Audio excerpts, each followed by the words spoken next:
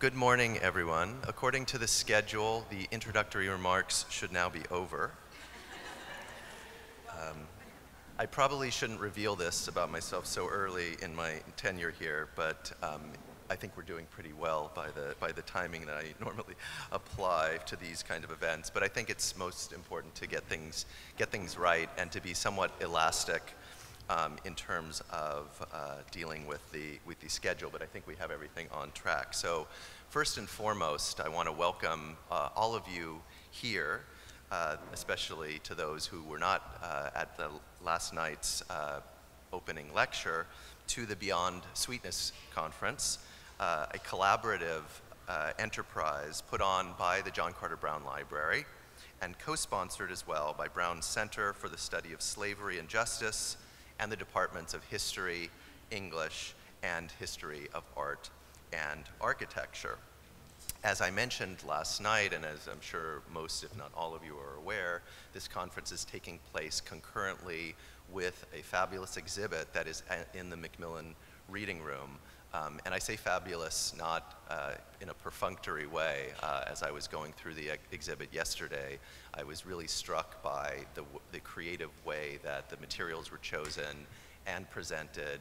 And I think if you take the time, which I really encourage you to do, to look carefully at the exhibit, hopefully in person, but it's also available on the website, you will begin to think about, in I think, very stimulating ways, the role of graphic evidence and visual evidence that is not often associated with the kinds of work that has been done traditionally in the history of sugar and the slave trade as well.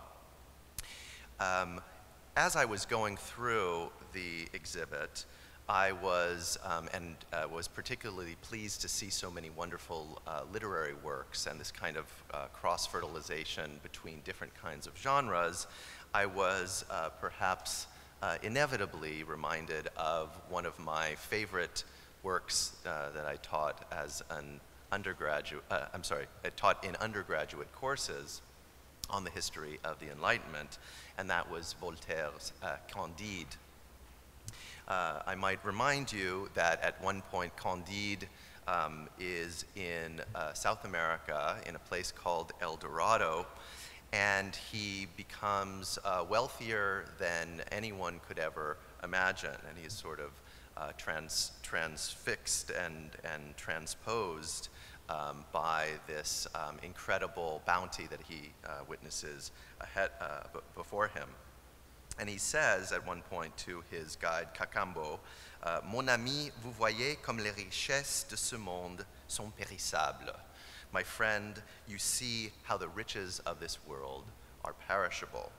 A not so subtle connection and link to the world that he is about to see when he comes across a black slave in Suriname who has literally lost parts of his body and who, among other things, as he recounts the ordeals of having been enslaved and having had to work in the sugar plantations, he says, Monsieur, c'est à ce prix que vous mangez du sucre en Europe. It is at this price that you eat sugar in Europe. And I think that what this image shows me most clearly is that there was a certain disconnect in the early modern period between the consumption of sugar as a condiment and the practical extraction and circulation of sugar as a commodity. This is obviously a theme that the papers during these next couple of days are going to develop even further. And I say disconnect in both a metaphorical and a very real sense. And you can see quite clearly and vividly that, in fact, there are disconnected limbs, there are disconnected discourses, and overall this larger separation of means of production and consumption that I think the papers will do a lot to reveal. As I mentioned last night, the library is very, very pleased to be hosting this event, and we will be hearing about, among other things, the work that will allow us to move beyond, in a sense, and I think this is implied in the title, Beyond Sweetness, beyond the work, the groundbreaking work, really, fundamental work of historians such as, or anthropologists and historians such as Sidney Mintz and Manuel Moreno Fraginaus, to see how more recent trends in cultural history, material culture, and global connections intersect with what has been a mainstay topic in Atlantic literature. Thus, we'll be hearing about Chinese contract laborers on 19th century Cuban sugar plantations, as well as how agricultural dynamics created competitive crops to sugar. We'll understand better how sugar was used for scientific experimentation, as well as its role in convents and other religious settings. We'll also discuss how different models of sugar production moved from one part of the Caribbean to the other, a topic that was highlighted quite clearly and explicitly in last night's opening lecture by Stuart Schwartz. In short, the conference is going to, in a sense, attempt to reconnect, to put back together these disconnected pieces that we see represented in both the graphic literatures of the period, but also some of the more nuts and bolts archival materials that you all as scholars have explored so richly. So I would like, with that short preamble, to just give a few acknowledgments of individuals and institutions that made this event possible. In addition to the departments that I mentioned earlier, we received generous funding from a member of the Board of Governors of the John Carter Brown Library. We also received a tremendous amount of support from the Administrative Office of the JCB, including Maureen O'Donnell and all of the other staff. The Brown Events Office was helpful to us as well. And most importantly, the organizing committee really did an incredible amount of work, and I would like to just take a moment to list all of those people. It's a rather extensive organizing committee, but I think it speaks to the kind of joint and collaborative nature of this event. It includes Julie Kim, who was the chair of the committee, who was assistant professor of English at Fordham University. We'll be making a couple of comments in a moment. Tony Bogues, professor of Africana Studies and Political Science and director of the relatively new Center for the Study of Slavery and Justice here at Brown. Chris Iannini, who is associate professor of English at Rutgers, here present. Raise your hand, Chris. There's Chris. Diane Kriz, who is a professor of history of art and architecture at Brown, who unfortunately is not going to be here today, possibly this evening at the walkthrough because of some personal issues. Jeremy Mumford, who is visiting assistant professor of history at Brown, also unfortunately not able to be with us today. And last but absolutely not least is Margot Nishimura, who I will turn the podium over to in just a moment, but it is truly to Margot that most of the thanks should be addressed, because she has done an amazing job of bringing this event together, bringing a lot of different institutions and departments sort of onto the same page, plus assembling you in an amazing international array. So I want to emphasize that. I also want to emphasize the fact that this was, you are all very privileged to be here if you didn't know this already. We received, or they received back a year or so ago, an extraordinary number of applications, only a small fraction of which we were actually able to accept.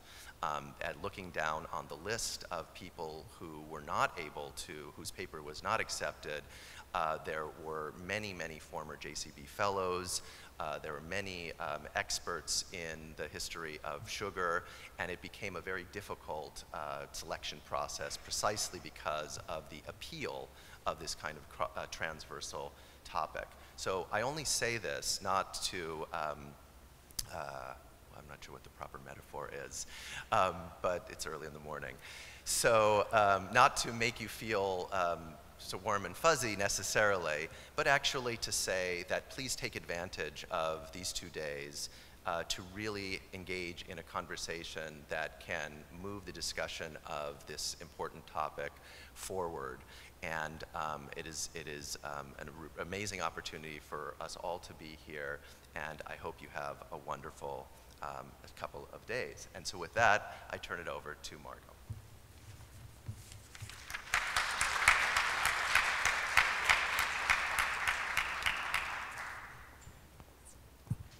Thank you, and I'm just up here very briefly to give a welcome to everyone at one time. I've tried to meet most of you as you've arrived, and also hoping that you can now recognize me as the person who's been corresponding with many of you over the course of really, some of you over a year or so. And I am the person you will want to come to if there's anything that you need, you can't hear, you can't, you know, you're still hungry, you need more coffee. I will just, for practical purposes, mention that restrooms are outside those doors, men to the left, women down the stairs. And so if there's anything else I can help with, just let me know. I also want to just reiterate the acknowledgments that Neil made, especially to our administrative team who have been fantastic in organizing, getting everyone registered, helping with all of those little details that happen behind the scenes that we don't always appreciate necessarily because they're not so visible, especially if things are done right, which they have been in this case. I'd like to say in regards to our admin team, as well as Brown's Events and Conference Planning Office. They have been wonderful in connecting us with the resources around campus to make this the best possible event possible. So I also just want to quickly draw your attention to one piece in your registration packets. One of the roles I also play at the JCB is I serve as one of the stewards of the fellowship program. And there are 7 fellows on our program this weekend, and I think that's testament to the wonderful range of materials that we have in the library around this topic, and because the rest of you are here, it means that you could also possibly benefit from that. So I have put in your packets our announcement for Fellowships 2014-15, and I would hope that you might help us spread the word when you go back to your home institutions and pin that up on your bulletin board or in the break room, and help us bring the folks here who can make best use of our resources. And that's really all I have to say, but I look forward to meeting you individually over the course of the next 2 days, and welcome again, and so good to have you all here. So with that, I give the lectern over to Julie Kim, who has a couple of other opening remarks to get the conference underway. Thanks.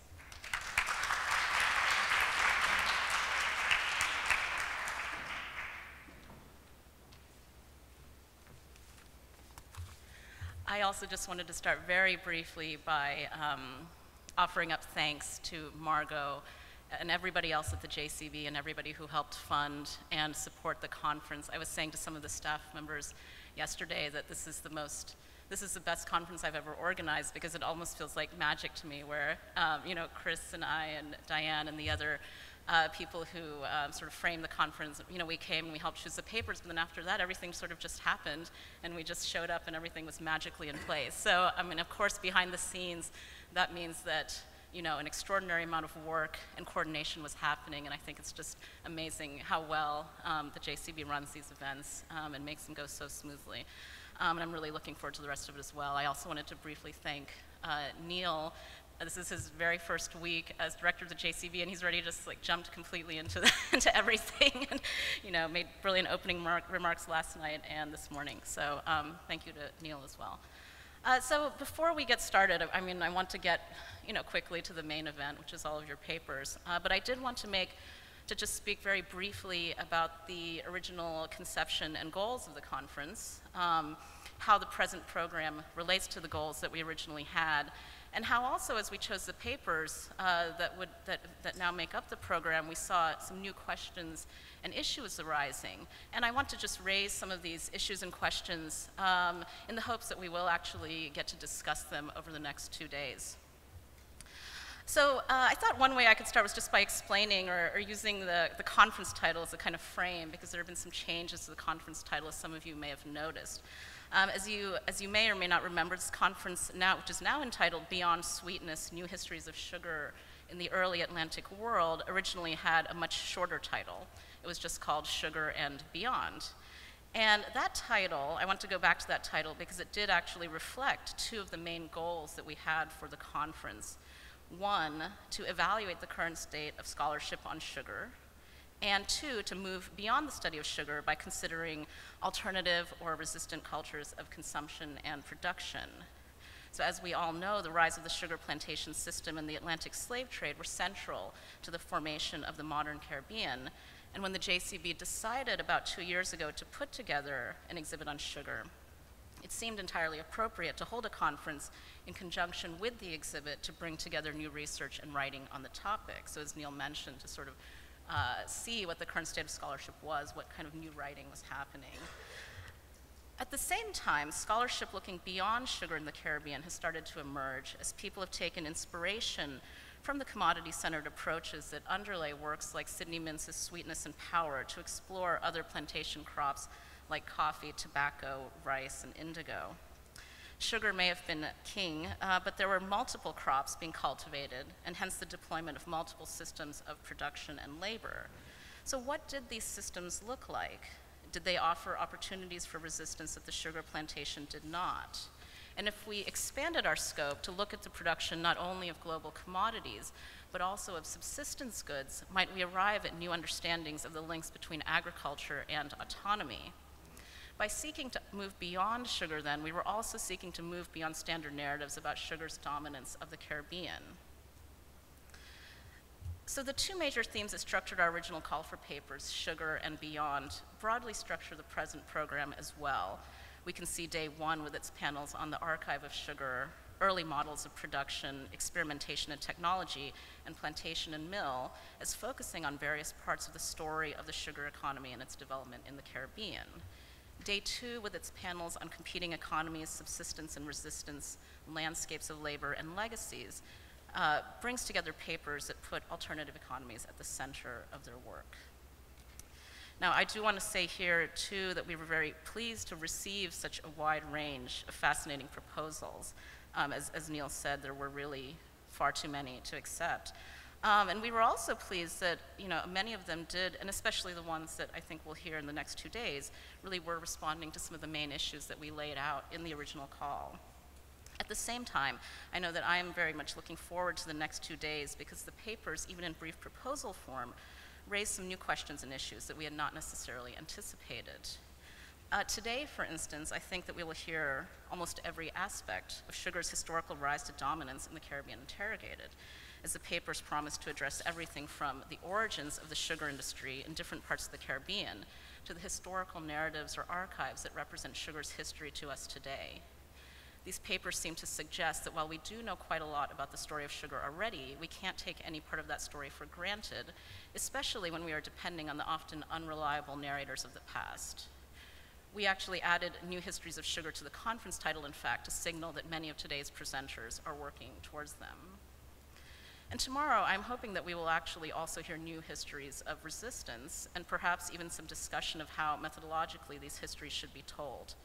I say this because some of the papers seem to question whether resistance is a sufficient paradigm for understanding the actions taken by enslaved Africans and others not fully invested in the sugar plantation system.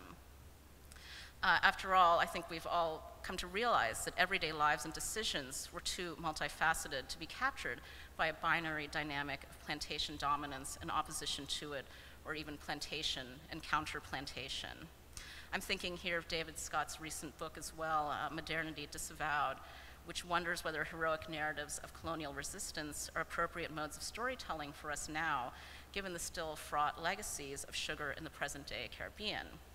Our last panel will address these legacies directly and challenge us at the end of the conference to think not only about the past, but also the implications of our work for today.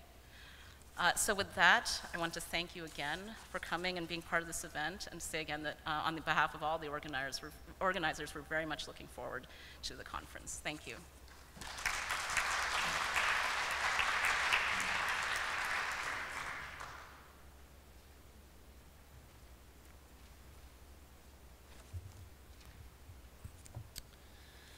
Good morning. I'm chairing this inaugural session. My name's Phil Gould. I'm chair of the English department here at Brown. We have 3 speakers this morning. I'm going to briefly introduce them.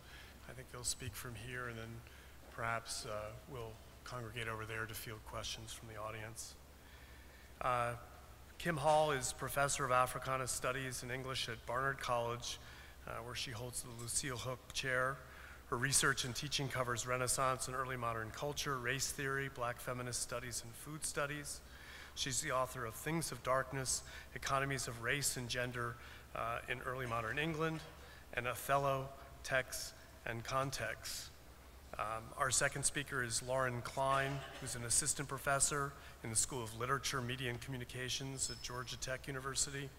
Her writings has appeared or is forthcoming in such major venues as American Quarterly, American Literature, and Early American Literature. She's currently working on 2 book projects. The first is on the relationship between eating and aesthetics in the early US, and the second provides a cultural history of data visualization from the 18th century to the present day. Our third speaker is Cristobal Silva. He's an assistant professor in the Department of English and Comparative Literature at Columbia University, and he's an editor of the 18th Century Theory and Interpretation. Many of you are likely familiar with his book, Miraculous Plagues, an epidemiology of early New England narrative, which appeared on Oxford University Press in 2011.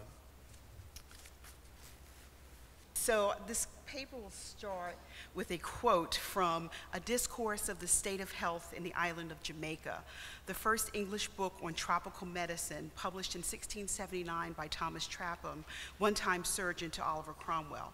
Trapham's oddly exuberant, at times chaotic text wishes to convince his readers that, far from being the dunghill of the universe, later detractors would call it, Jamaica was in fact a welcoming and profitable area for settlement, so long as Englishmen remained mindful of humoral conditions, environment, and diet. Before getting to its ostensible topic, the book takes you through a guided tour of the island. And while we journey, refresh our sight sometimes with the numerous herds of larger oxen in whose labor there is profit, sometimes with the sporting of the wanton calves, and delight our ears with the sweet-breathed cows whose lowings echoing make rural music, delightful at least to the happy owners whose dwellings ever now and then salute the passengers with their innocent aspects.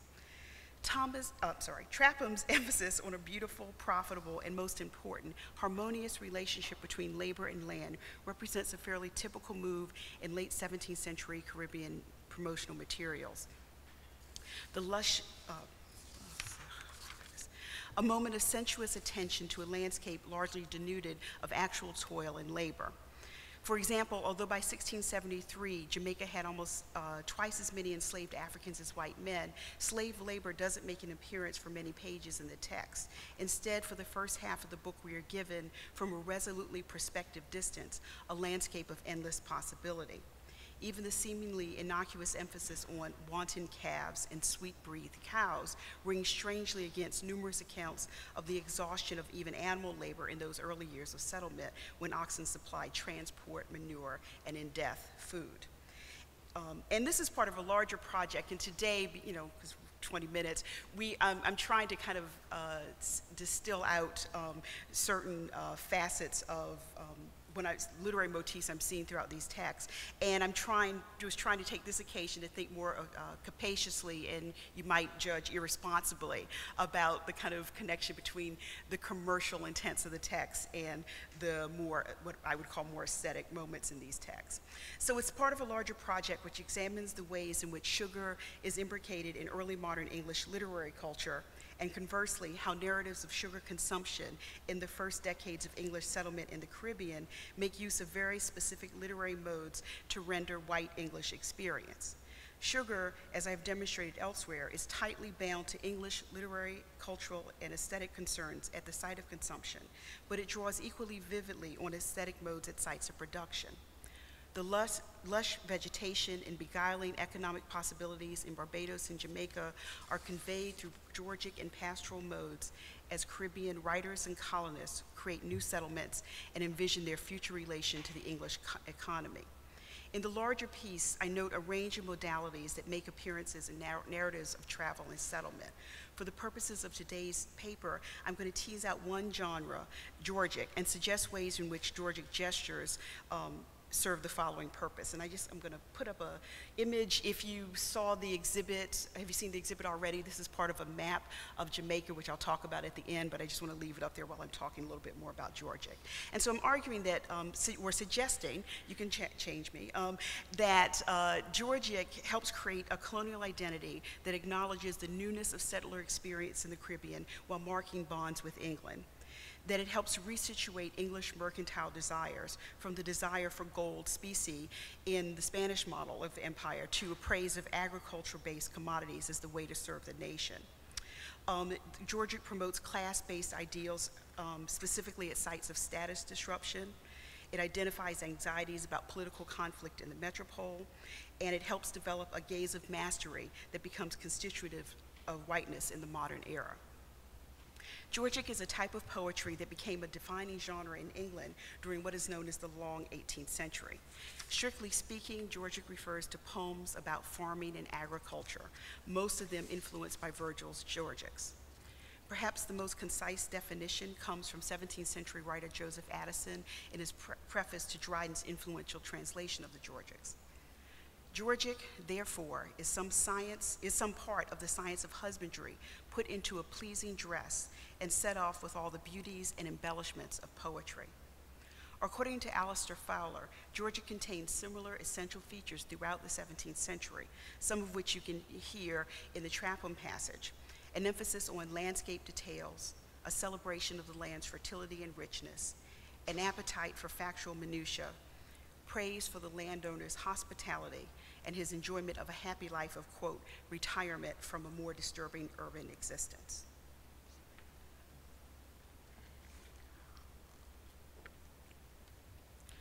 With a few notable exceptions, like Keith Sanderford, whose book I think is on the display as well, most of the more influential literary criticism focuses almost entirely on 18th century literary production, overlooking the 17th century Caribbean for fairly obvious reasons, one of which is that it's difficult to talk about Georgic poetry in a time and a place that had no printing press and thus no indigenous printed writing.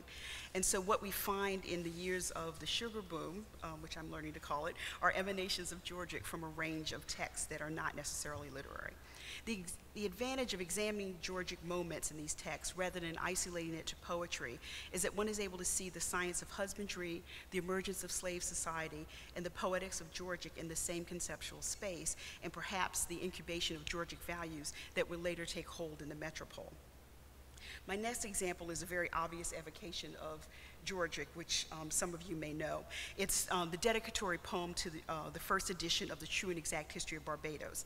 And almost everyone in this audience will be aware of Richard Lygon, who observes and in some cases takes credit for key transformations that moved Barbados from an agrarian colony to a powerful monoculture that would become the model for sugar production and the use of enslaved African labor for decades to come. He is perhaps the most cited primary source of the settler phase of Barbados. So this first edition is prefaced with a 74-line poem by George Walsh, a poem often overlooked by historians, and indeed the few modern editions never include it. But it deserves attention as perhaps the first reading of Lygon's text. It offers not simply empty praise, but an attempt to identify and shape a community of readers. For my purposes today, I want to note how resolutely the poem insists on attention to both profit and pleasures in ways that mimic Lygon's text throughout. The poem mixes praise for Lygon's veracity and judgment with constant attention to his artistry, making clear the hybrid nature of the text. That's what suppose the narrative will be to him that reads a natural history, and praising its combination of observation and artful rendering, in particular linking it to music, poetry, and logic.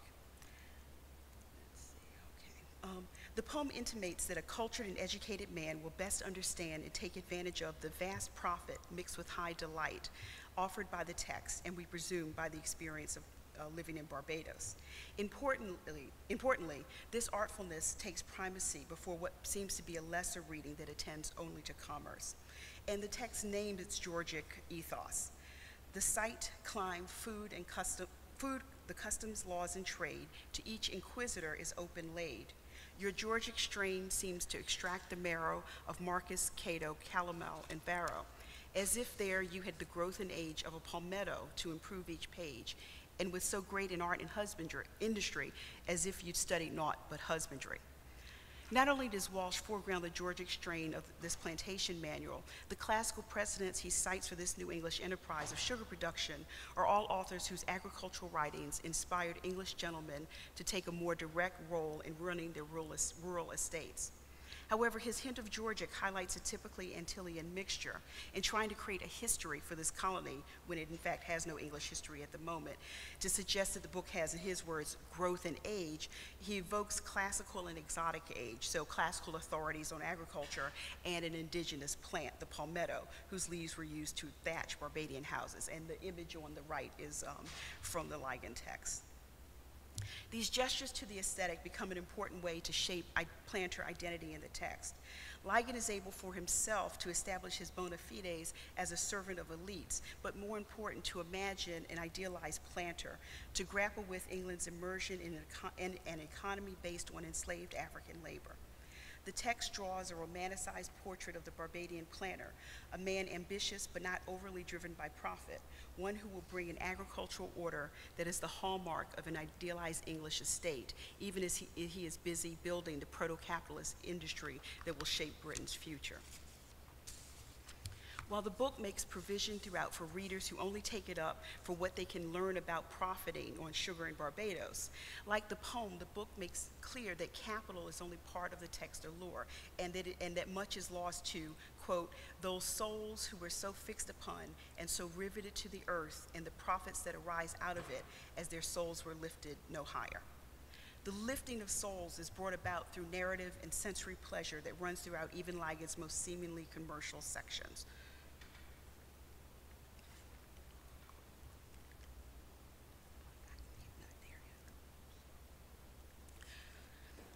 The Walsh poem references a recurring trope in Ligon and many tropical promotional materials, an almost magical return on investment.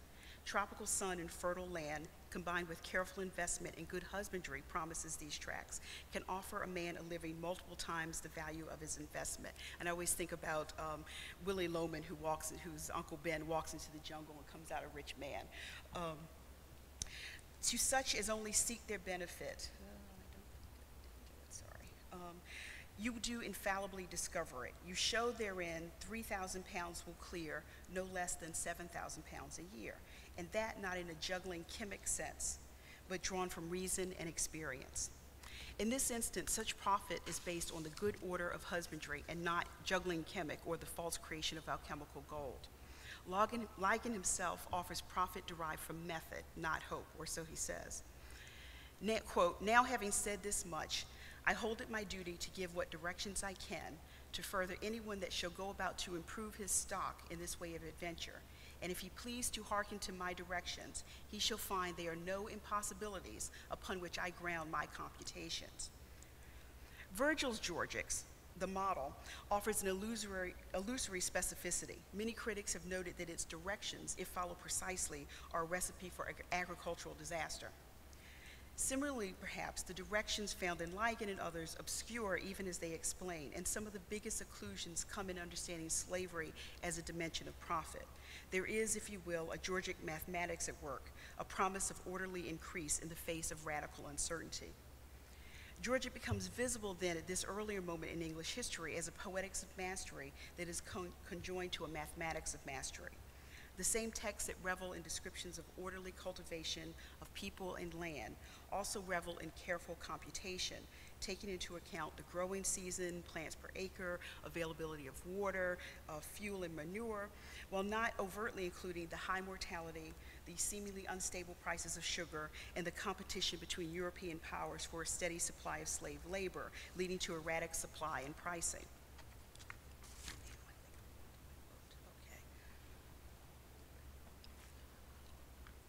John Davies's 1666 translation, The History of the Caribbean Islands, marks forcefully the importance of maintaining an enslaved population in the production of sugar, and actually to all commodities.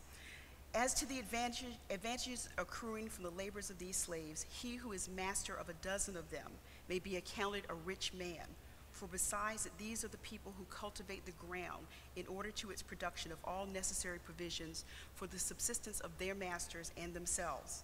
Being well ordered and carefully looked after, they promote the making of several other commodities as tobacco, sugar, ginger, indigo, and others, which bring in great profit.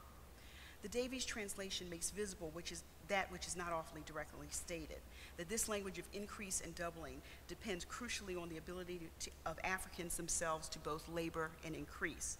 Like the cattle with which I began, enslaved Africans need to be, quote, well ordered and carefully looked after.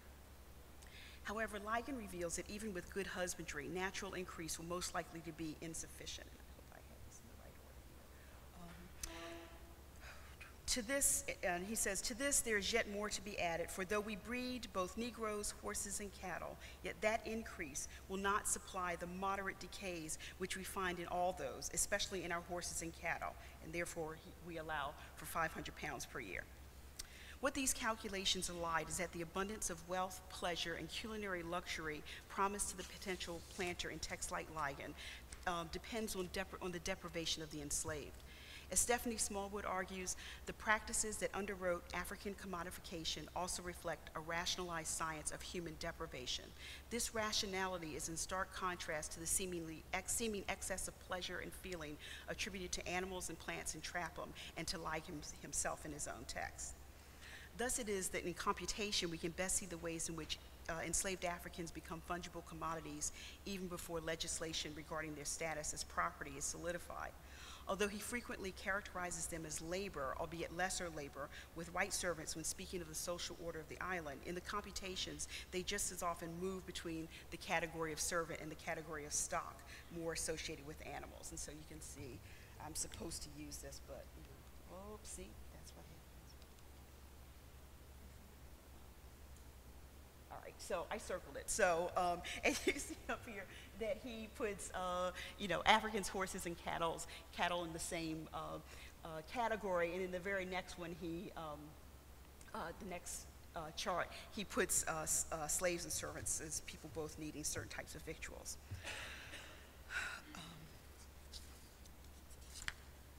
So I want to conclude.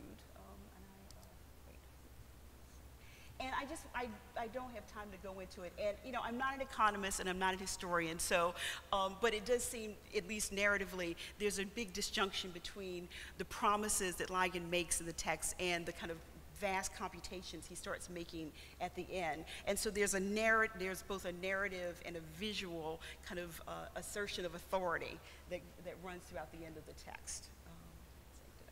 I had one other, but I don't have it. So, okay.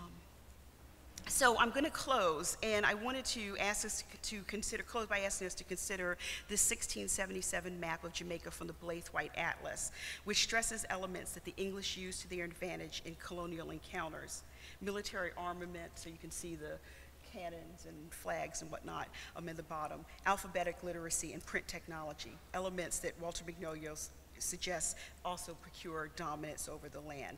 And I should say, if you get a chance, go look at this map. It is the maps, the JCB maps are so incredibly beautiful. This, my screenshot is not doing it justice.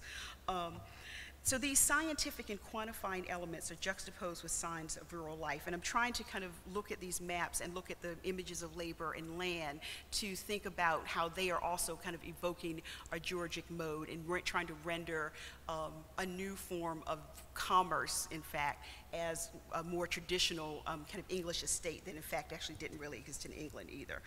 But that's for another paper. So what in fact are we being asked to see or not to see in the decorative, pleasurable details in a map otherwise devoted to measurement, profit, and property?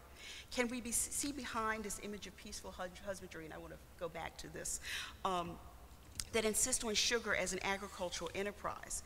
And I have a lot to say about this image, and but I don't know enough about printing to be definitive, so and I won't even go into this, but the head seems different from the body, and I've got like 3 different ways I'm reading this, and I'm just, so I'm always kind of thinking about it. But so we have here this image of peaceful husbandry that makes sugar production look like agricultural enterprise. The technology involved in turning cane into sugar is in fact almost absent.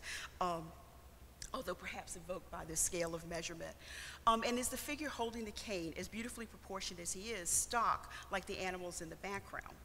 All of these figures seem to be at rest, a position at odds with the nature of cane production. So he's holding a sheaf of cut cane, and we know that cut cane must be processed immediately, and that in the time of cultivation, once it's cut, it has to be milled and refined, so that the kind of ceaseless labor of both people and animals to affect this calculus of profit that we see in Ligon and a range of Korean texts is kind of made still here and converted to a kind of peaceful rest rather than incessant labor.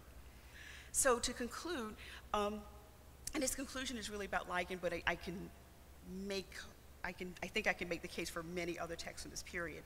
Ligon's text is replete with verbal and visual Caribbean hybridizations that extract the marrow, to use Walsh's term, of Georgic in negotiating sugar production's place between agriculture and proto-capitalist industry. Georgic calls for a return to rural values in the face of political or economic instability. It insists both on the dignity of agricultural labor and, most important, on husbandry as a redeeming art. Above all, it paradoxically gives instruction for producing a natural economic order whose values are actually removed from the commercial sphere. Faced with new and unsettling practices of sugar production that depended on an enslaved workforce with a high proportion of black female laborers, writers like Ligon and Walsh draw upon familiar literary genres to address changing land use, labor unrest, and the upsetting of European gender norms, and I didn't get into that, but we can talk about it later. Georgic and its companion, pastoral, come to define the West Indies in the early modern English imagination. In promotional tracts that encourage readers to see stability, plenty, and profit, rather than the physical and epistemological violence of race-based sugar production. So, thank you.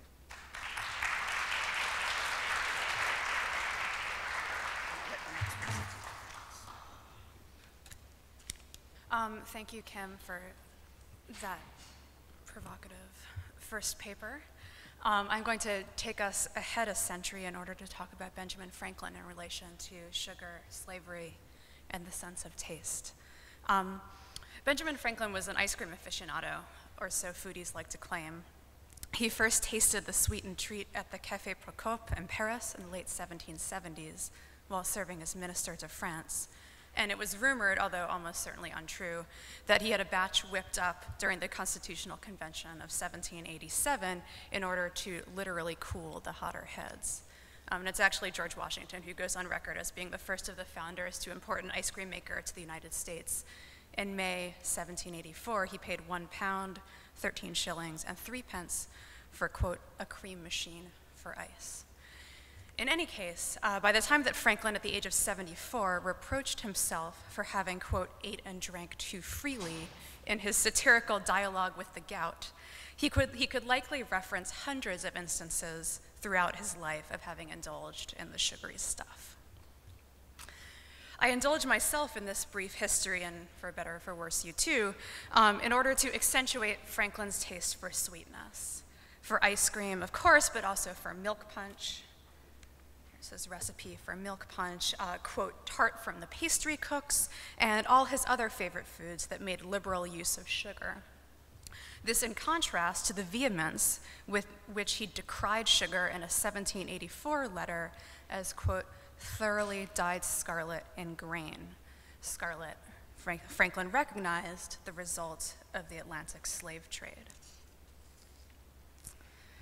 The contradiction between Franklin's taste for sugar and his understanding of its conflicted origins is, of course, unsurprising, both to us as scholars and, for that matter, to Franklin himself.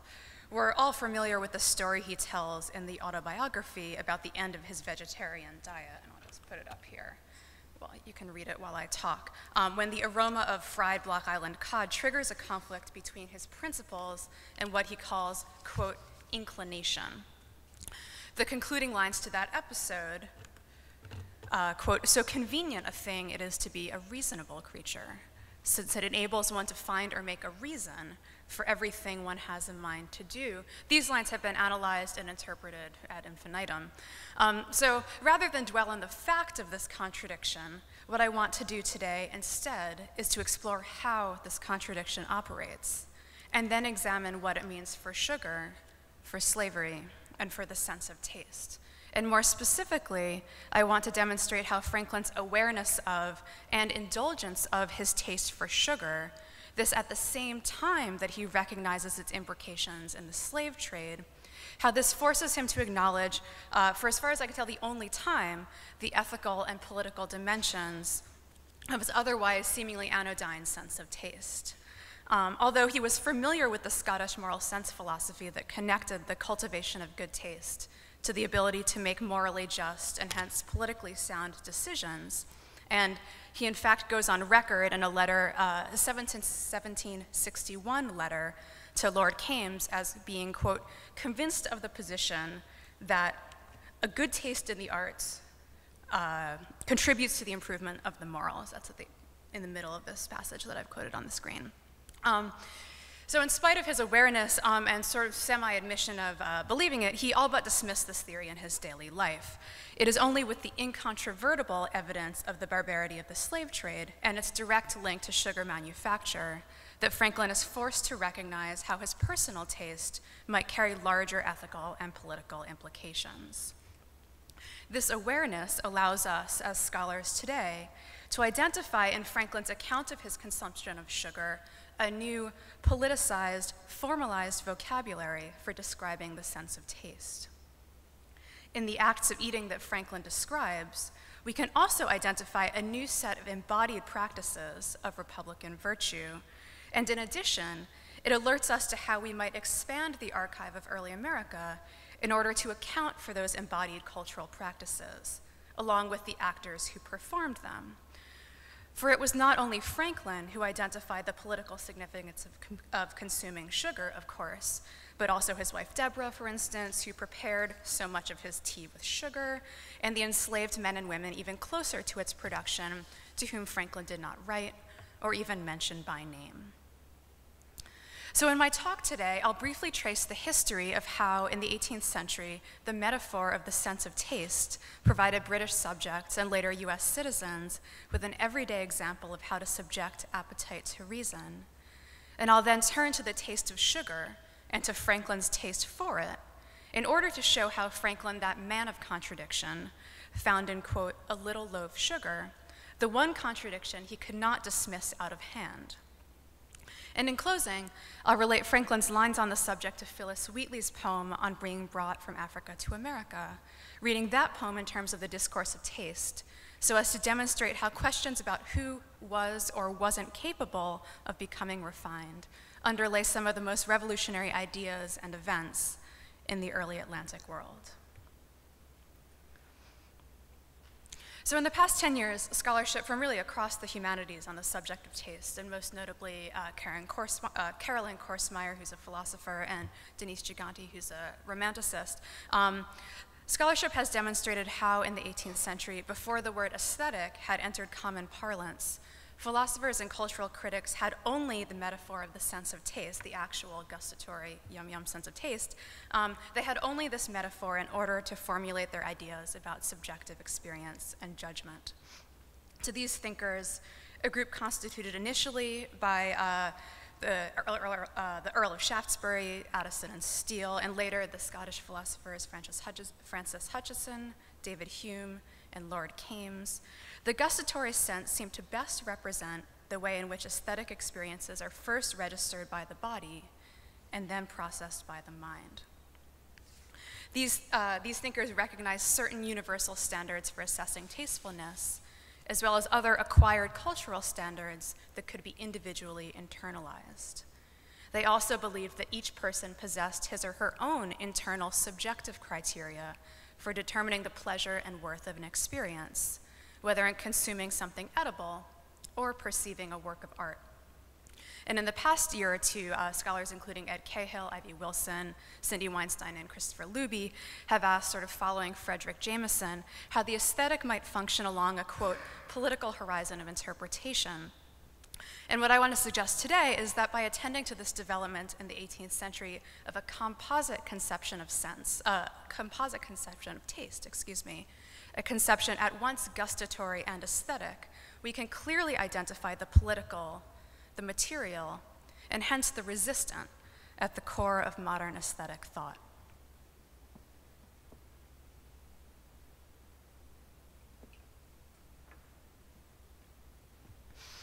So back to Franklin. He was deeply attuned to the discourse of taste. He famously taught himself to write by mimicking the style of Addison and Steele's Spectator. And his first trip to London in the winter of 1724 into 1725 coincided with the Hutcheson-Mandeville debate triggered by the reprinting of Mandeville's Fable of the Bees. He thus returned to Philadelphia with his philosophical interest and taste well primed, and spent the next 30-some-odd years, first through the persona of the busybody, and then through Poor Richard's Almanac, attempting to shape the tastes and behaviors that he believed colonial subjects should possess. In fact, he described his project in Busybody number 3, which is 1729, as, quote, improving the taste of the town. When he returned to London at mid-career in 1757, his inquiry into the form and function of taste continued to mount. During that time, Franklin had the opportunity to dine with David Hume, the leading philosopher of the mid-18th century on the subject of taste. And Hume, not merely incidentally, aimed to make his residence not only the intellectual, but also the gastronomic center of Edinburgh. This meshed with his thinking, as articulated most clearly in his 1757 essay on the standard of taste, about the role of sensory pleasure in determining judgments of taste. Hume's insistence, moreover, on the, quote, great resemblance between mental and bodily taste lent additional significance to the praise lavished on a bouillie, which Hume reportedly personally cooked for the man of feeling Henry Mackenzie, and the marvel registered by Boswell about not one but 3 kinds of ice cream. So I'll take the opportunity here at the mention of ice cream to return to Franklin and his personal sense of taste. As indicated at the start of this talk, Franklin's reliance on himself as the standard bearer of taste was almost always problematic, as demonstrated by the dialogue with his gout or with the story he tells in the autobiography about the end of his vegetarianism.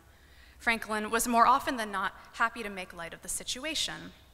But in his discussions of sugar, we find something uncharacteristic of Franklin, and in this way, more closely linked to Hume, which is an awareness of the interplay between ethics and aesthetics. This awareness begins upon Franklin's return to Philadelphia and is initially motivated, surprise, by financial concerns. After hearing a litany of complaints from constituents about unnecessarily high taxes on imported sugar, Franklin took to the pages of Poor Richard to propose, quote, a few plain instructions for relieving his readership of the financial burden of their dependence on sugar. But in his private writings, we can see him wrestling with the conflict between his own appetite for sugar and its effect on his writing, and the reason that tells him he must relinquish his taste for it.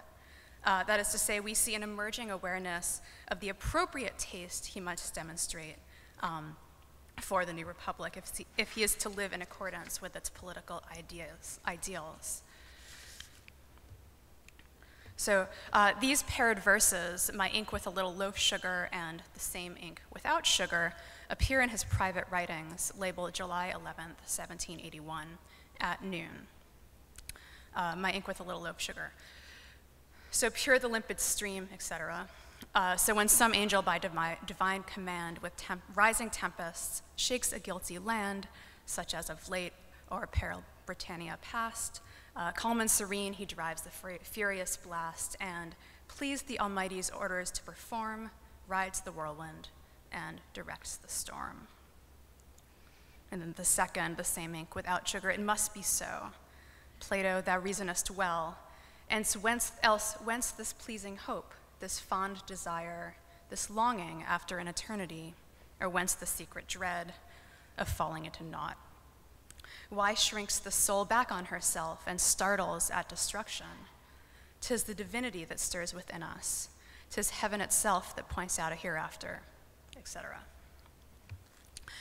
These lines remained unpublished, and for good reason. Firstly, they're obviously unfinished, and secondly, they're sort of a mess. Regardless, the sentiment expressed is clear, and I would argue actually quite significant. In the first line of the first poem, Franklin attempts to characterize the, quote, pure limpid stream of writing that results from the stimulation of a little loaf sugar, presumably in his tea. And I take the et cetera and the fact that all the other lines are arranged into couplets to indicate that he had intended to assert an additional line to this effect.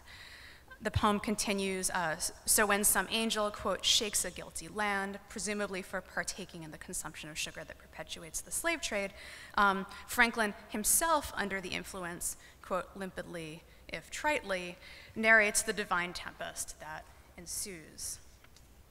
And if a damned if you do, damned if you don't kind of construction, the next set of lines document the, quote, same ink without sugar. It must be so, Franklin proclaims. The reference to Plato, my best guess, refers to his banning of poets from the Republic. And much like Plato, or so Franklin would like to believe, he identifies a conflict between the sugar required to sustain his artistry and the abolition of slavery necessary to maintain the nation's commitment to liberty. He wonders why the soul would, quote, shrink or startle, when it's clear that siding against sugar and against slavery is the side of the divine. As with anything Franklin writes, and especially with anything unfinished, some caution is advised when imputing deeper significance to his word choice, but it is worth noting, I would argue, that Franklin characterizes Plato's thinking as, quote, reason, for it is the exercise of reason over appetite, that is to say, the exercise of taste, that provides the philosophical scaffold for Franklin's decision to stop eating sugar. This in contrast to the famous incident with the fried cod, in which Franklin humorously extols the, quote, convenience of reason before gobbling down his first fish in weeks. In fact, Franklin's belief in the fundamental immorality of consuming sugar and in the individual onus to desist from its consumption would continue to mount in the final years of his life. In 1782, Franklin paraphrases a, quote, celebrated philosophical writer who remarks, quote, that when he considers the wars made in Africa for prisoners to raise sugar in America, the numbers slain in those wars, the number that being crowded in ships perish in the transportation, and the numbers that die under the severities of slavery, he could scarce look on a morsel of sugar without conceiving it spotted with human blood. Concerned not only for the enslaved, but actually also for the enslavers, Franklin then opines that if the celebrated philosopher had, quote, considered also the blood of one another in which the white nations shed in fighting for those islands, he would have imagined his sugar not as spotted only, but as thoroughly dyed red. It's the appropriate conclusion, even if Franklin arrives there via morally dubious logic.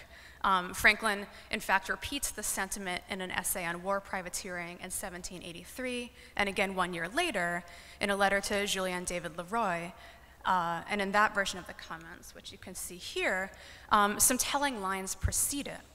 Quote, it is amazing to think of the ships and lives risked in fetching tea from China, coffee from Arabia, and sugar and tobacco from America, all which our ancestors did well without.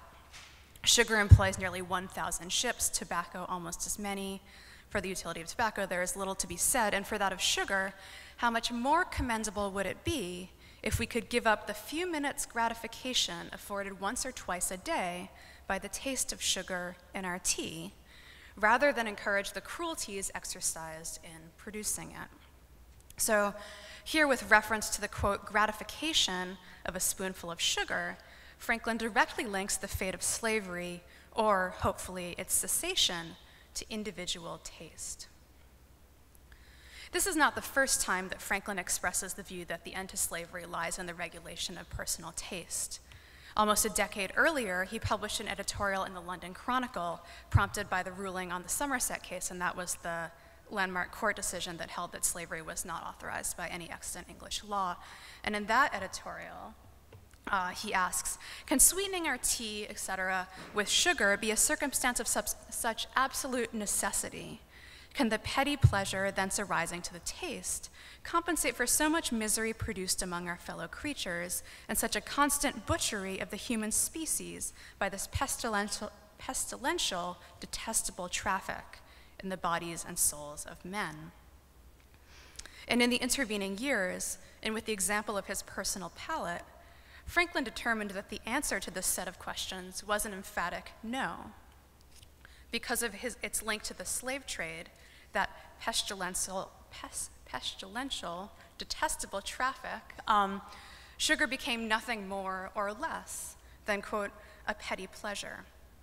One needed only to recognize this link and shape his or her tastes accordingly. And thus, the onus to end slavery would come from the individual, who would impose upon themselves to relinquish their taste for it. So I want to close with a turn to one of Franklin's contemporaries, a much better poet than he, and someone whose life, and not just her lines, were affected by a little loaf of sugar. And I speak here, of course, of Phillis Wheatley and her poem On Being Brought from Africa to America, published less than a year after Franklin's editorial on the Somerset case. Many critics have commented on the poem's final couplet and its deft marshaling of syntax, a result of what Rafia Zafar has described as, quote, the veritable tightrope walk that Wheatley was required to perform as an enslaved African woman writing to a white audience in a time of revolution. By issuing her reprimand as one Christian to another, or so the familiar reading goes, Wheatley mitigates the effect of what was an otherwise fundamentally radical act, an enslaved black woman admonishing her white reading audience. And it's also frequently observed that Wheatley's use of apposition introduces another ambiguity, in that she may intend to suggest that white Christians are also in need of moral refinement.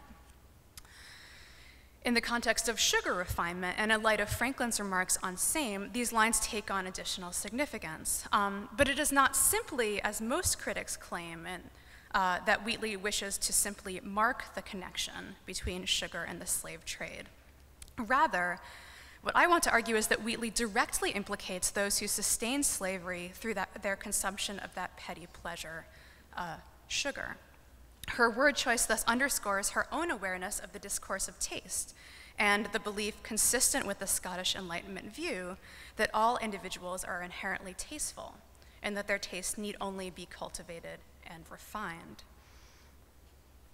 Given the unspoken assumption on the part of much of her white readership that Africans and African Americans were incapable of demonstrating appropriate taste, and one only need look to Thomas Jefferson's denigration of Wheatley's poetry, or his same denigration of the quote, tastelessness of Black Americans as a group for evidence on that count. So Wheatley's claim that anyone, black or white, might, quote, be refined, thus moves from the realm of the merely political to the resistant.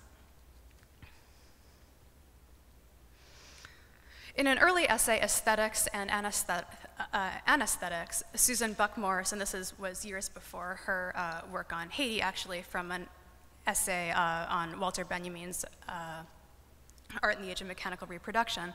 In any case, she identifies the, quote, core of resistance in the sense of taste, the result of its origins in the uncivilizable body. This is the resistance that Franklin comically encounters in the dialogue with the gout and in the end of his vegetarianism in the autobiography. It's the resistance he later successfully submits to reason when he decides he should excise sugar from his diet, even if he still misses its sweet taste.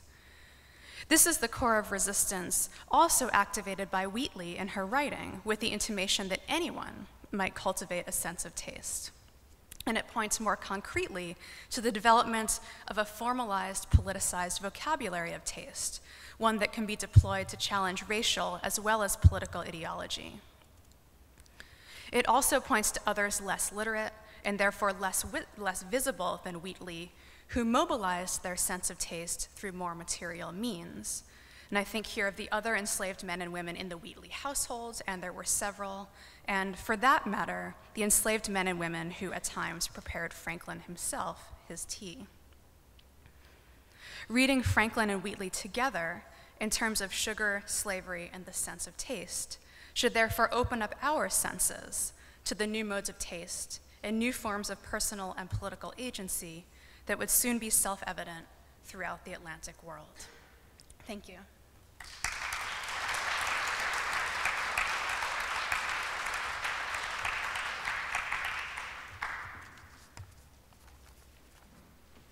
Thank you again to the organizers of the conference and to everyone for coming out here. My paper actually today will have some I think some interesting resonances, especially with Kim's paper.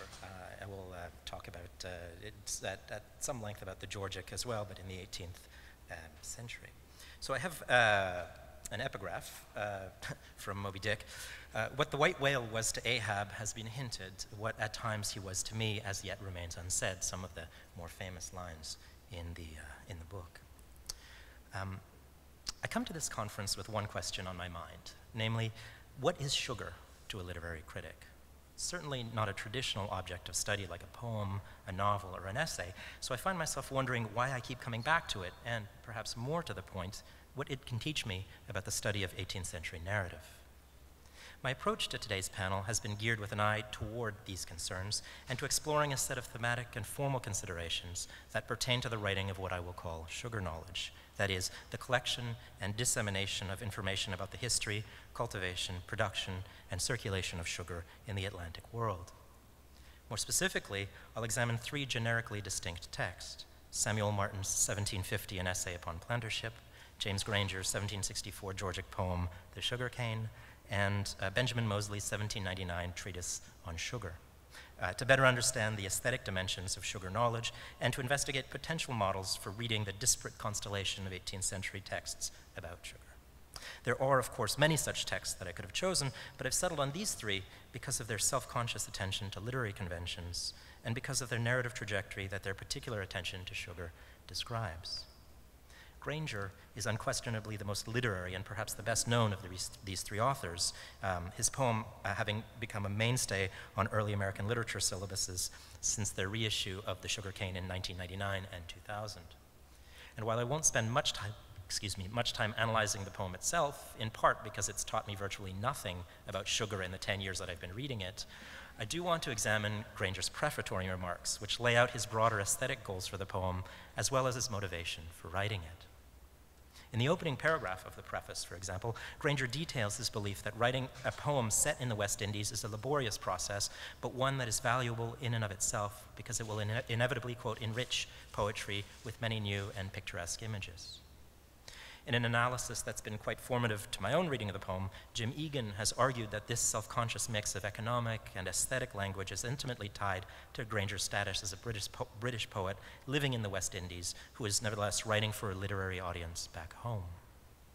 Granger's positioning of the poem on such an axis valorizes what Egan calls the colonial poetic production, while simultaneously situating it within a tradition of British letters, thus expanding the vision of national identity beyond the borders of Great Britain. And I think that you sort of nodded in this direction as well a little while ago.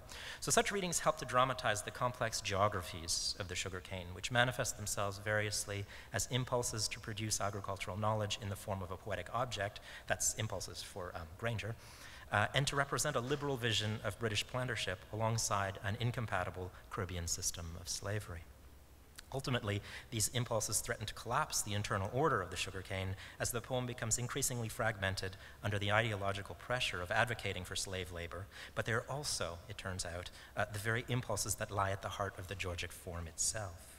Thus, if Granger writes himself into a corner by choosing the Georgic, his solution is to double down on the poem's attention to geographic spaces and invent a hybrid genre that he calls the West India Georgic. In Granger's mind, this geographic dislocation makes room for the sugarcane's formal fragmentation and accounts for its jarring combination of poetry and medical miscellanea. And the preface to the poem rehearses this anxiety repeatedly. So over and against this productive set of readings that center on geography and space, the preface contains a second rhetorical strand that speaks to what Granger figures as a deficit of sugar knowledge in European letters. For example, he affects, quote, astonishment that so little has been published on the cultivation of the sugarcane while the press has groaned under the folios on every other branch of rural economy. And he further laments that, quote, except some scattered hints in Père Labat and other French travelers in America, an essay by Colonel Martin of Antigua is the only piece on plantership I have seen deserving perusal. I've been aware of these secondary texts for quite a while, but have only recently begun to consider them seriously for their contributions to the sugarcane. Granger's offhand comment makes it easy to overlook these texts, and even more so to dismiss their potential influence on the poem's overall poetic structure.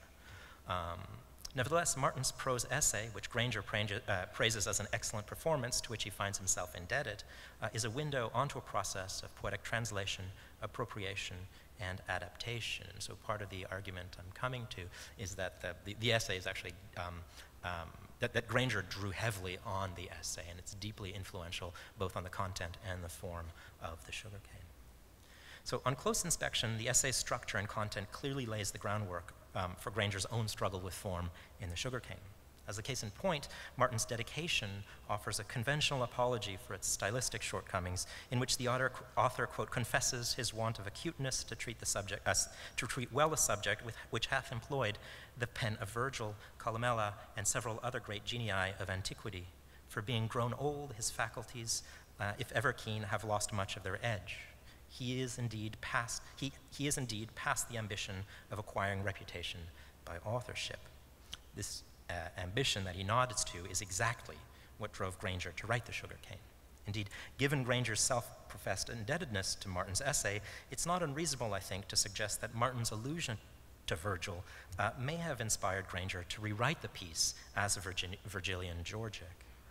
And for every commitment Martin makes to write with, quote, the utmost plainness, or to avoid, quote, brilliant metaphors and other glittering embellishments which are proper decorations for the work of fancy, who never charms the modern critic so much as when dressed like a fashionable lady in all the splendor of wit, beauty, and other finery of ribbons, laces, bugles, fringes, flounces, and flowers, Granger defends his own terms of art that look awkward in poetry, but offer what he says is the pleasure and profit to the reader. Finally, where Martin turns his back on fancy's fashionable dress in favor of that venerable matron agriculture whose dress must be simple and unaffected, Granger invokes the muse who emerges from the groves of myrtle indolence in the opening stanza of the sugarcane. So while these stylistic distinctions offer a study in contrast between the two approaches to writing about sugar, they encode important ideological and epistemological assumptions about sugar knowledge that play themselves out in the structural parallels between the texts. So both the sugarcane and the essay are divided into 4 sections that correspond to crucial steps in the cultivation and production of sugar. Martin catalogs these as the culture of various soils, cultivating sugarcane, making sugar, and distilling rum. Following the structure of the Virgilian Georgic, which demands a total of 4 books, Granger echoes Martin in the poem's opening lines, offering a synopsis of its first 3 books. These include, and they're very close paraphrases of Martin's phrases. These include passages on what soil the cane affects, what care demands, beneath what signs to plant, what ills await, how the hot nectar best to crystallize. The structural parallels between the narratives is clear, but it's on the final subject of slavery, treated in Book 4 of the Sugarcane, that the 2 texts diverge. To be more precise, the essay and the Sugarcane take strikingly similar stances with respect to slavery itself, but each author follows a different strategy regarding where to situate their particular discussions. So I'm going to argue that this difference in location has an important impact on how each text unfolds and on what form of commodity their sugar knowledge produces. So where Granger defers his discussion of slavery until the end of the poem, Martin includes a long introduction that deals specifically with the management and treatment of slaves before he begins to discuss the cultivation of sugar itself. So though the book is divided into 4 parts, there's this preamble, as it were, that discusses slavery specifically. In stark contrast to Granger's ambivalent tone, his ambivalence towards slavery, Martin is unsentimental and unapologetic in his representation of slaves. What, he asks, is the right or rational method of treating Negroes?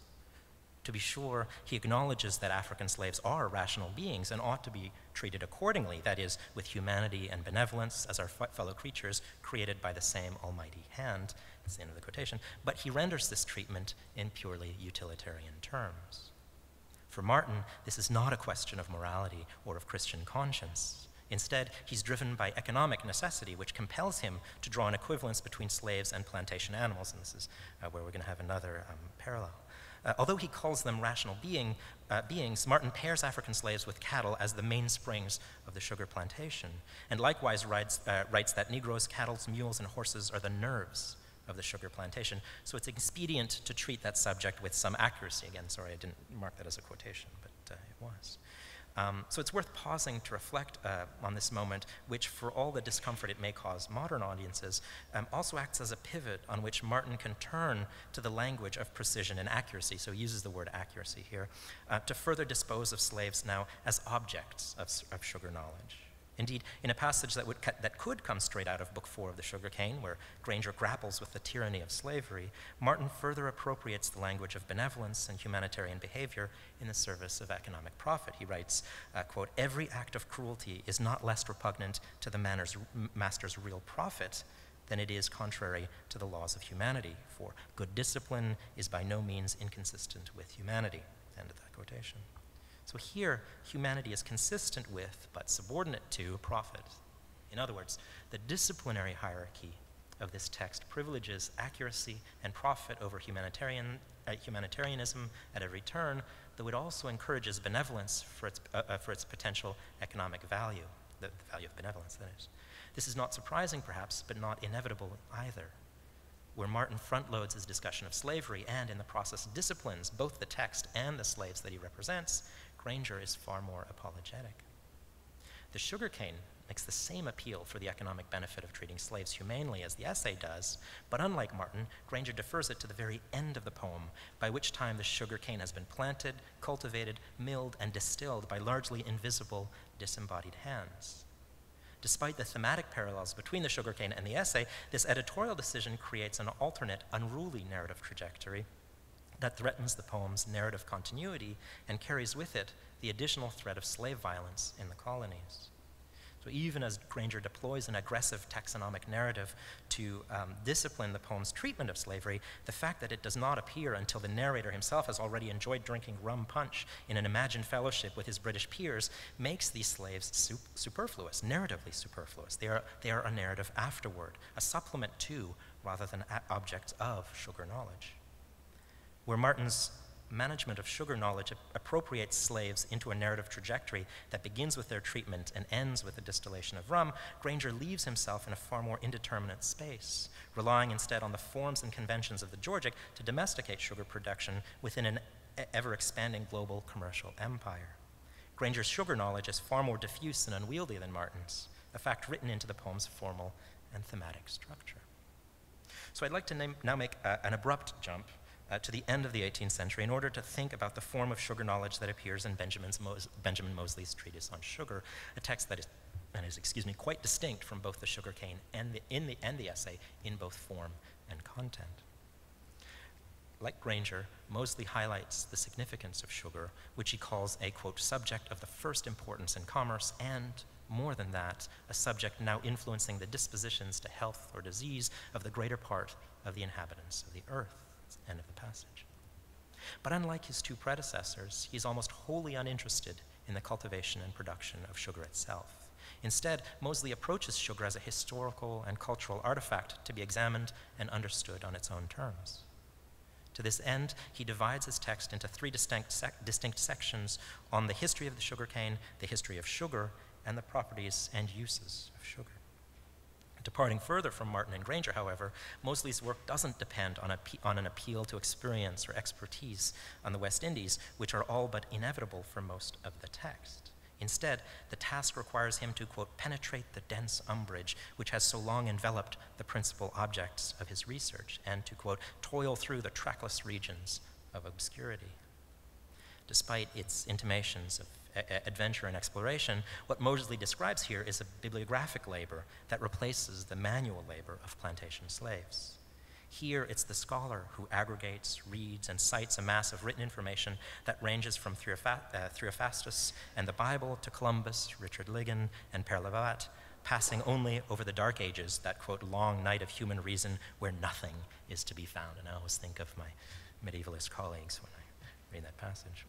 Likewise, Moseley draws from disparate geographic sources, including Africa, the Arabian Peninsula, Persia, India, and China, to construct the most universal or global understanding of sugar that he can imagine. What Moseley creates, then, is a narrative of sugar as an object of knowledge itself. For Moseley, who is a physician and surgeon, the need for this work adheres in the medicinal properties of sugar. So in counterpoint to knowledge about the means and modes of sugar production, Moseley emphasizes a precise understanding of its etymology and its historical uses in order to understand its most effective applications for the benefit of humankind. Thus, Moseley's treatise is predicated on encountering sugar from the consumer side of the trade, quite different from, say, Martin. The practical effect of this is that, once again, slavery plays a vexed role in the narrative because African slaves are not, for the most part, the primary consumers of sugar. Thus, in the 1799 first edition of the treatise, slavery is almost absent from the narrative. But in his exploration of sugar's restorative qualities, Moseley does give a brief description in a closed circular system in which sugarcane, the product of slave labor, miraculously returns sick and dying slaves to a state of health just in time to return to the fields and harvest the crop that revived them. He says, "I've often seen old, scabby, wasted Negroes crawl from the hothouses, apparently half dead in crop time. And by sucking canes all day long, they have soon become strong, fat, and sleeky."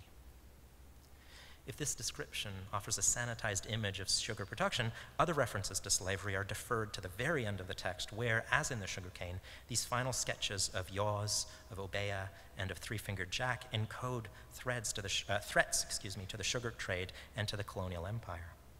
The second edition in 1800, however, enhances the effect of this deferral by expanding the sketches and pushing them off into a separate section titled Miscellaneous Medical Observations that is appended to the end of the treatise. So it's actually, those are sort of removed from the treatise and added on as an afterword, not quite an appendix, but similar. Moseley was keenly aware that his sugar narrative was itself a commodity that would circulate in the world. In the preface to the second edition, he notes that, quote, "In the Republic of Letters, it is admitted as a fundamental axiom that every person has a right to treat a commodity he has purchased as he pleases." This is a comment, actually, that sets up the critique of his critics, who presumably don't understand what he's written, but certainly do not like it. As such, the sensationalist descriptions of Obeah and Three-Fingered Jack in particular co-opt the historical threat that each poses to the sugar trade and enhances the value of Moseley's text among a wide readership that was eager to read stories about these familiar subjects. So if I can step back for a moment and reflect on the argument that I've tried to construct with these three 18th century texts, I'd like to touch on the question that I opened with today. But instead of asking what sugar is to a literary critic, the new question I've come to ask is, how does a literary critic tell the narrative history of sugar? To my mind, following the trajectory from Martin to Granger to Moseley traces a story of narrative appropriation and transformation that has important formal and epistemological consequences.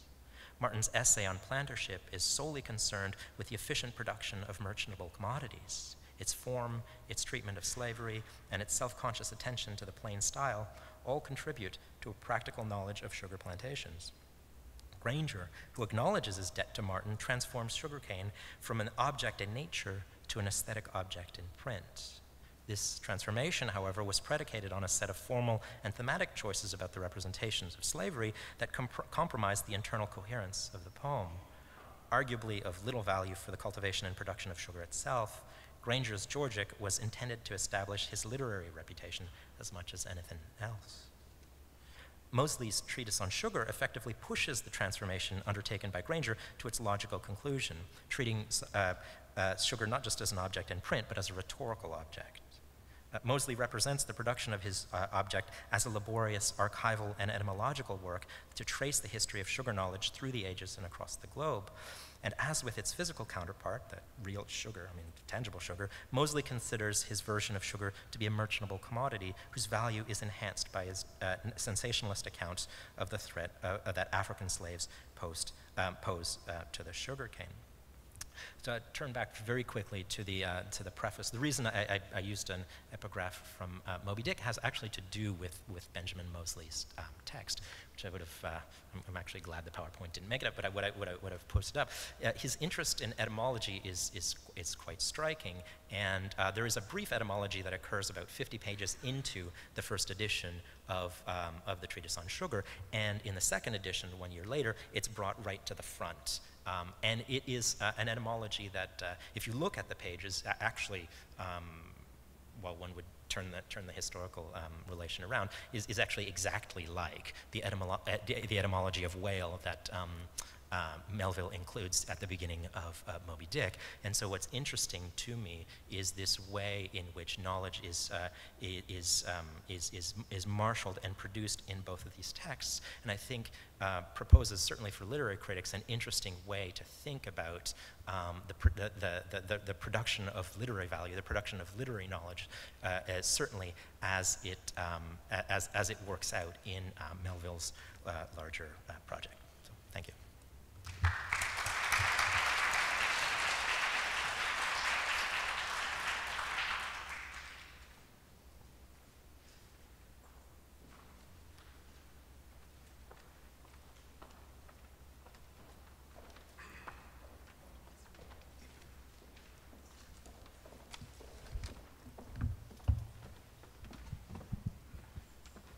So this is on. You can hear me.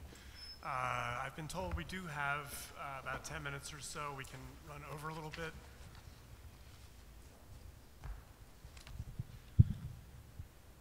So there is time for questions. The next session is, there's enough cushion so that we can go over our allotted time a little bit for 10 minutes or so. So it perhaps would be best if you stand and try to make sure everyone hears your question, and to face the audience as well if necessary. Yes, here in front. You might identify yourself as well.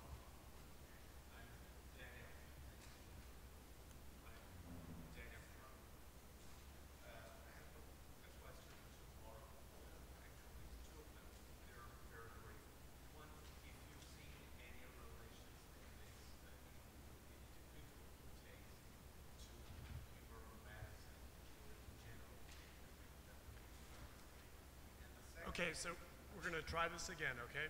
So if you would turn around and ask your question or come up here so that everyone can hear. Sorry that it...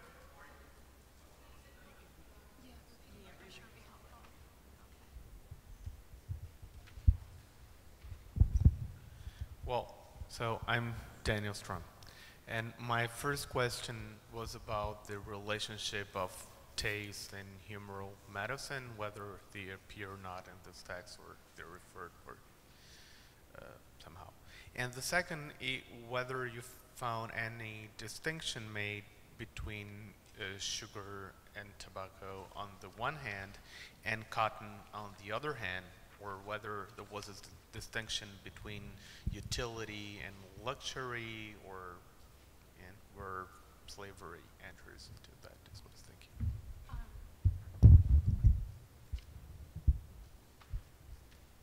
So the first question, it was about the relation between conceptions of taste offered by Hume versus... humoral medicine. Oh, okay. I haven't really addressed that. I have to say, nor have I really looked at the relation between sugar versus tobacco or cotton. But I do think that this discourse of what is a necessity versus a luxury factors it's a through line through all of this. And this is something that Franklin, who is very practical and very concerned with necessity, is constantly attuned to. And so what you have in Franklin is a sort of very pragmatic approach to sugar, which I think, the reason why it's hard to read him as a moralist is because he's always concerned with the workaround, right? He's not really concerned with making people change their taste for a sweet thing or their desire for luxurious fabric or, or for tobacco, right? It's how do you get to the same effect through a means that is more practical? And I think practicality and pragmatism, that's sort of where it gets interesting, right? Because for Franklin, politics is practical. It's impractical if the taste for sugar perpetuates the slave trade, or if the need for cotton perpetuates slavery, right? It's not necessarily immoral, but it's impractical because it sort of gets in the way of the workings of the Republic. And so that's why you find actually in Poor Richard's Almanac, mostly all of these sort of very seemingly easy workarounds, right? Don't eat that, don't wear this, wear that, don't smoke tobacco, do this other thing. And so I think that's, and we would like to have him track sort of more lofty ideals, but he doesn't. And so that's sort of where I find his work interesting. I hope that addresses your question a little bit. Yeah, Joyce?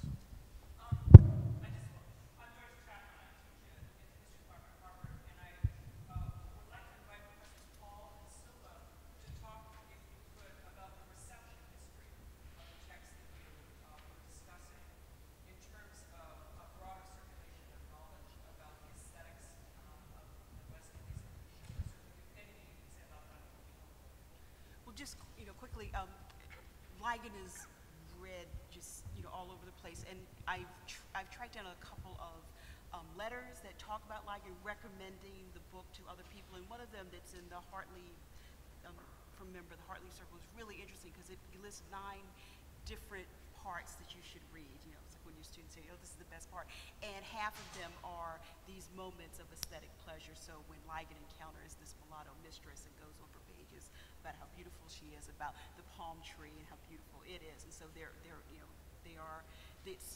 do seem to be paying a lot of attention to it as a kind of cultivated text or refined text, perhaps. But there was another part to your question that I just completely forgot. Okay. Thank you, for that question, yes. So Martin, there doesn't seem to be much reception at all. I think it's certainly not considered as an aesthetic production in the 18th century, and I think it's really sort of intended for local ownership, whether in Antigua or certainly circulating in the Caribbean. Granger, who was in St. Christopher, St. Kitts, certainly had read it. Granger, I think, is the most sort of the most famous text, and there are 2 strands of reception, I think, that I would talk about. The first is the famous one where it's read in London in front of, the story is famous, in front of a literary audience, and at some point, and it's an early draft, and either Granger himself or someone reading on his behalf reads a line, it's about to treat rats, it says, "Muse, say, shall I now sing of rats?" And I think Johnson was supposed to stand up and say, "No!" And everyone laughs uproariously at him. The text was generally well received, well reviewed, except for, and Johnson reviews this, except for its treatment of slavery, which Johnson finds abhorrent. He finds it abhorrent that Granger can look at slavery or encounter slavery without feeling a moral revulsion to it. And that, I think, for a very long time describes people's reaction to the text. I think it's actually much more complicated than that. And I think that Granger is quite ambivalent about slavery at various points in his life. The other reception occurs after his death, and it has to do particularly with one of Granger's correspondents, Percy, who tries to revive Granger's reputation in the very late 18th century and early 19th century, and have the poem republished in context of Granger's larger poetic production. And Percy who is known for the relics of ancient poetry, is quite in his correspondence is quite, I'm sorry, I'm trying to think of the word, is quite complimentary toward Granger there. I don't know enough about the reception of sugar, of Moseley right now. Certainly, again, as an aesthetic object, I assume it wasn't really received as an aesthetic object, except perhaps insofar as the ending material on Obeah, but particular Three Finger Jack. And he includes Three Finger Jack because it's such a story in the 1790s that is so that is so powerful and has such a market in Great Britain, certainly. Anyone in the back have this? Yeah, Michelle.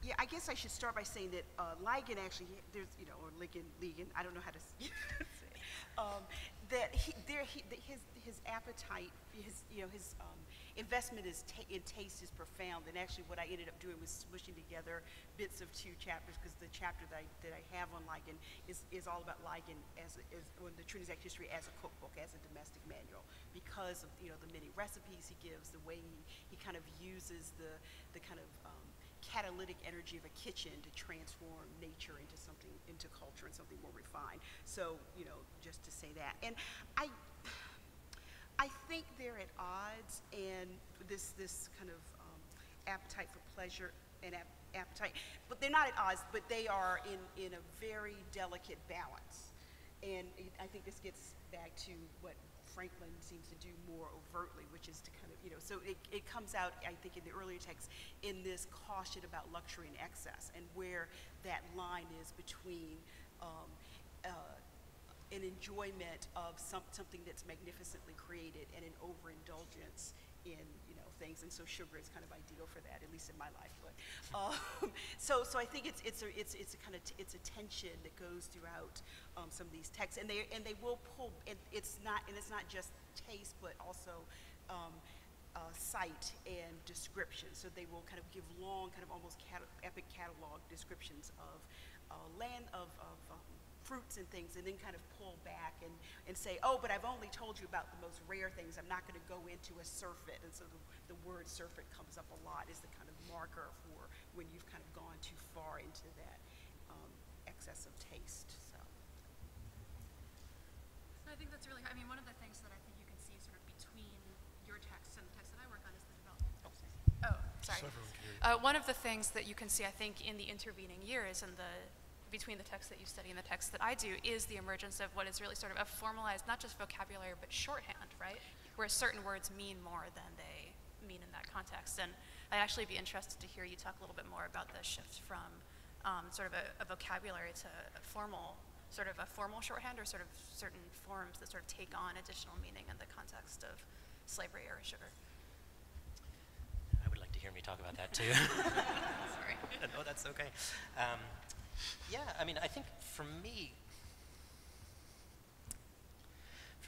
the shift that that formal shift is one that or those formal shifts are ones that I'm becoming increasingly interested in a really broad constellation outside, not just attuned to sugar itself.